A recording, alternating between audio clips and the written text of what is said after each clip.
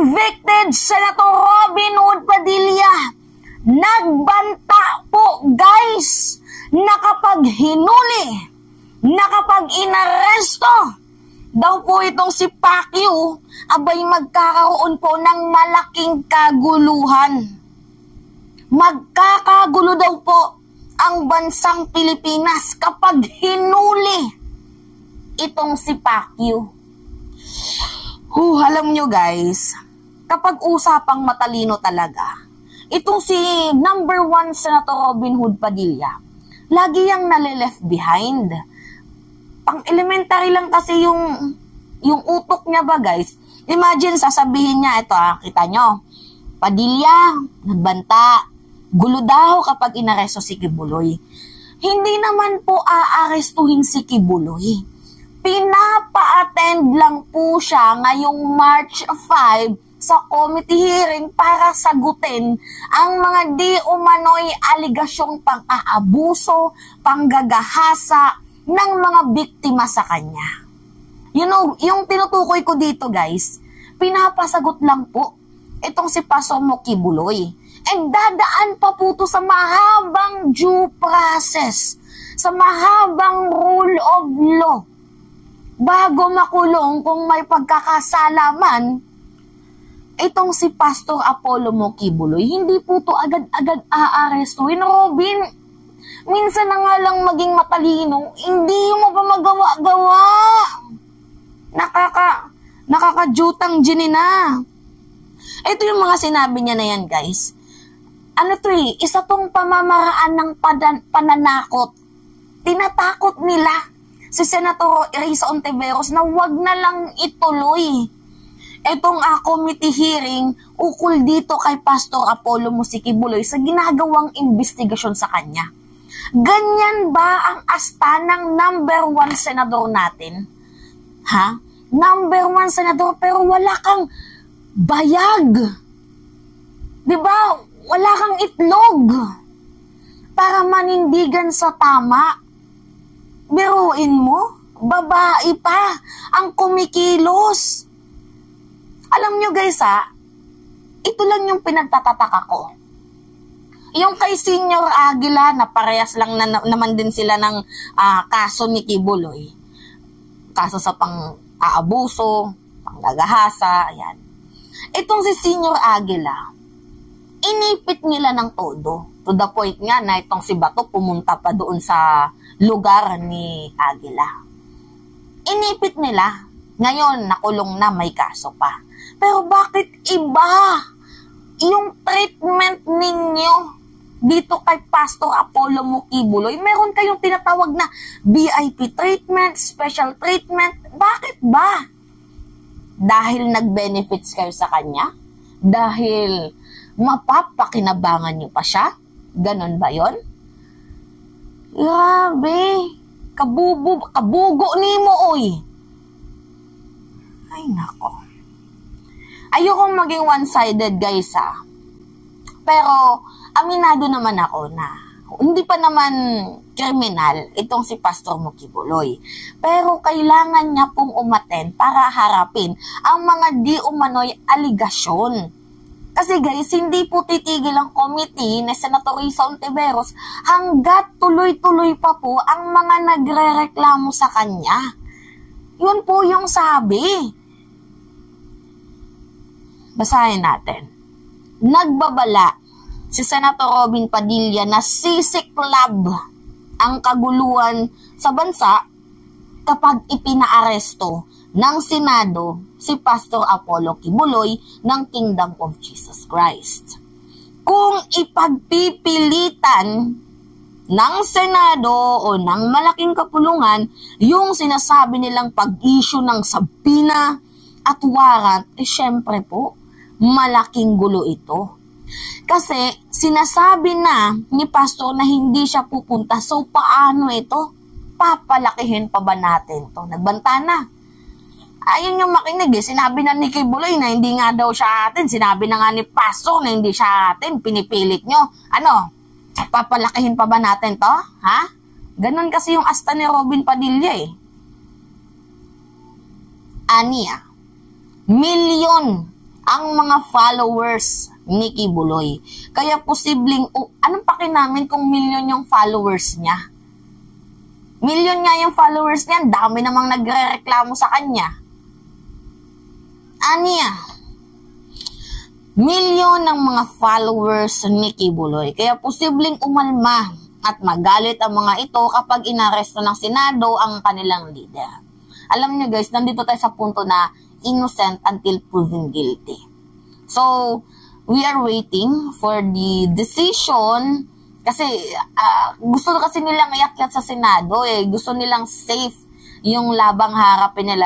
And for sure din, para matagal yung pagpasok ng FBI, I think, kaya gusto nila doon sa Senado. Although hindi korte ang Senado, pero it is a stepping stone para dito sa investigation. Pero mali naman kasi ang ginagawa ng mga senador na to na meron silang mga kinikilingan. Dapat sana itong si Senator Risa Hontiveros tinutulungan nila kasi, you know, babae pa ang nagbubuhat dito sa sa malaking kaso na kanyang hinawakan. Binubuhat niya, tapos yung mga dito sa paligid niya, ngak-ngak. Ganon. Kasi meron silang mga napapala kay Kibuloy.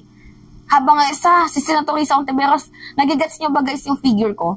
Ito si Senator Risa Hontiveros, binubuhat niya itong mabigat na kaso ni Kibuloy, lalo na't malaking tao itong si Kibuloy. Tapos dito sa left at right side niya, ito yung mga senador na hinahatak siya pababa, na wag na lang ituloy, may pagbabanta, mga ganon, na dapat sana tulungan nyo ito, kasi nga ang bigat ng ng hinahawakan niyang kaso. Diba? Iba kasi guys yung treatment nila. Ito nga hindi ko may paliwanag bakit iba yung treatment nila kay Pacquiao. Pares lang naman sila ni Aguila. Grabe talaga tong ex-convict na to. Sabi niya, kailangang isaalang-alang natin dito na milyon din ang followers ni Pacquiao.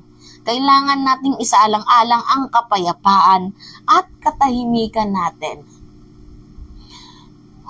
Paano ko ba ito sasabihin sa inyo guys? Maisa sa alang-alang natin ang katahimikan. Kung yung mga di umano'y biktima, makamit na nila ang hustisya, doon siguro magiging tahimik ang ating bayan. Na kahit papaano, okay, gumagana ang justice system natin. Ganun. Ganun sana. Hirit pa ni Padilla kay Senator Risa Hontiveros, tapusin na ang investigasyon ng Senate Committee on Women's, Children, Family Relation, and Gender Equality at gumawa na lamang daw po ng rekomendasyon upang mayakyat na sa korte ang reklamo laban sa founder ng KOJC. Yun na nga guys, may nakabinbin na pong reklamo dito kay Pastor Mo Kibuloy. Matagal na po siyang nagtatago, a decade, kung sa FBI pa nga, decade ago na. Dito naman sa DOJ, humigit kumulang 6 na taon na siyang nagtatago. Pasensya na, yung aso namin maingay. So, tapusin na yung committee hearing na inirekomendad lang niya kason si Kibuloy para sa korte na po iyan. Ang matatanggap nila ay dalhin ito sa korte. Yun lang naman ang kanilang hiling na sa korte ito pag-usapan para tahimik, para hindi ma-expose. Ito mga di umano'y masasamang ginawa ni Kibuloy. Itinakda ni Hontiveros ang susunod na pagdinig sa committee sa Marso 5, kung saan kapag hindi pa dumalo si Kibuloy ay irerekomenda niyang isyuhan ito ng arrest warrant. So kapag hindi po umattend si Kibuloy, contempt na siya, papa-aresto siya. Ito na nga, si Padilla nag-react. Sabi ba naman ni Padilla, sige, pa-aresto niyan, magkakagulo talaga tayo, milyon ng followers niyan. Ano pa namin kung milyon ng followers niya? Diba? As long as committed siya for a crime, then wala kaming pakialam sa followings niya, mamulat kayo. Diyos ko Lord, hindi ko sinasabing kriminal siya ha, pero kung totoo man na may pagkakasala siya, then no one is above the law. Inukusuhan si Kibuloy ng pang-aabuso ng mga babaeng alagad ng kanyang simbahan. Ilan ay mga minor de edad, nasa wanted list din ito ng Bureau of Investigation.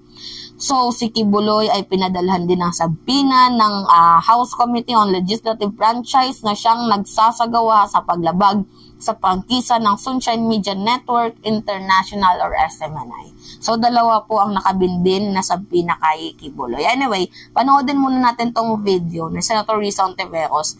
Kuha ko to kay Takeru Miyamoto. Panoodin natin. According to Senator Robin Padilla, parang pakikiusapan niya kayo na tapusin na yung investigation at kung may basihan, ipagharap na lang ng kaso sa korte si Kibuloy. Kasi kung ipipilit daw yung pagsabpina o kay issue ng warrant of arrest kung hindi humarap, baka daw magdulot ng gulo dahil million-million daw yung followers ni Pastor Kibuloy. Million-million ang followers nila, pero yung ilan sa kanila at hindi natin alam kung ganong kakaunti ay nagreklamo at kabilang sa mga humaharap sa komite. Dahil sa kabila ng kanilang sinserong pananalig at sinserong pag-asa na mabubuhay sila ng matiwasay sa kanilang pananalig kay Kibuloy, sa kabila nun, nakaranas sila ng terrible mga pang-aabuso, pananakit, at iba pa. Yung paulit-ulit na sinasabing sa korte na lang iharap, ginawa na yon ng ilan at malamang gagawin pa. Kaya't hindi matatapos ang pagdinig hanggat mayroong pang mga witness, victim survivors na lumalapit at gustong magtestigo, pero sigurado mas madaling makukumpleto ang trabaho ng komite pag humarap si Kibuloy. Ma'am? Okay. Hindi na lang sana siya patago-tago. Sana nga makipag-cooperate na lang siya para matapos na to and para mahusgahan na din kung siya ay, inosente. Diba? Pag inosente siya, kasuhan tong mga kasi malaking paninirang puri itong ginawa sa kanya. Pero hindi naman siya umaattend. How do we know? Tapos ngayon, madami nagtatanong sa akin kung nasaan ako. Sige, bigyan ko kayo ng 1,000. Masagot niyo kung nasaan ako. May pabugtong-bugtong pa siyang nalalaman. Diba? Akantado. Anyway guys, ayoko nang magbigay ng mahabang komento dito kay Robin Padilla. Kasi alam niyo naman na si Robin Padilla, tulonggis yan. May diferensya tayong pag-iisip. Hindi lang natin sure. Kasi, hindi naman sa panghusga sa kanya. Ewan ko ba't ba ito naging number 1 senator? Binoto nyo to, nakakahiya. Diba? Madaming mas deserving na senator. Si Larry Gadon. Pwede din si Chel Jokno. Ang daming mga deserving na senador. Wala. Ano ko ba dito? Anyway.